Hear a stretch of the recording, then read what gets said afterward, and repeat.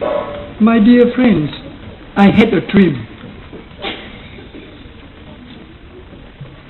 And that it was the end of the time, the end of the world.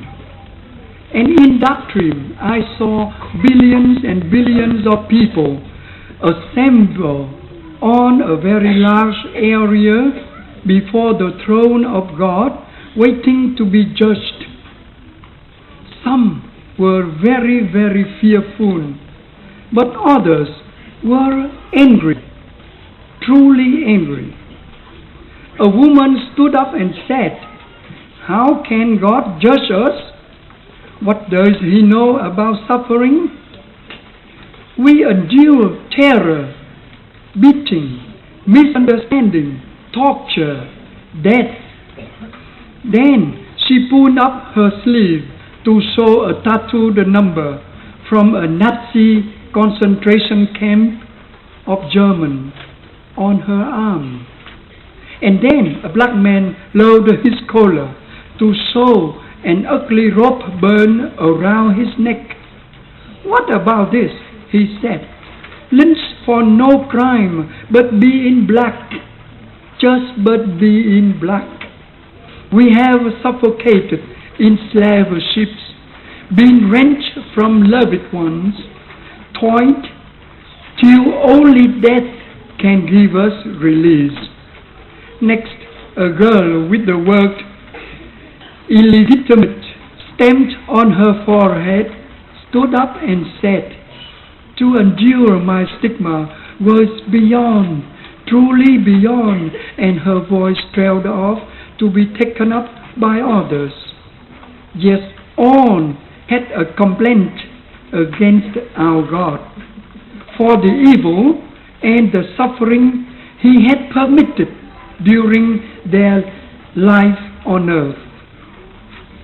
How lucky God was to live in heaven, where all was sweetness, light, music, happy, where there was no weeping, no fear, no terrorists, no hunger, no hatred, no temptation. What did God know about human suffering? They decided that God should be sentenced to live on earth as a human being, but because He was God, they would set certain safeguards to be sure He could not use His divine power to help Himself. Let Him be born a Jew, an Israelite. Let the legitimacy of His birth be doubted by everybody, so that no one will know who is really His Father. Give Him a work so difficult that even His family will think He is. Let me try His. Let Him be indicted on false charge, tried before a prejudiced jury, convicted by a cowardly judge.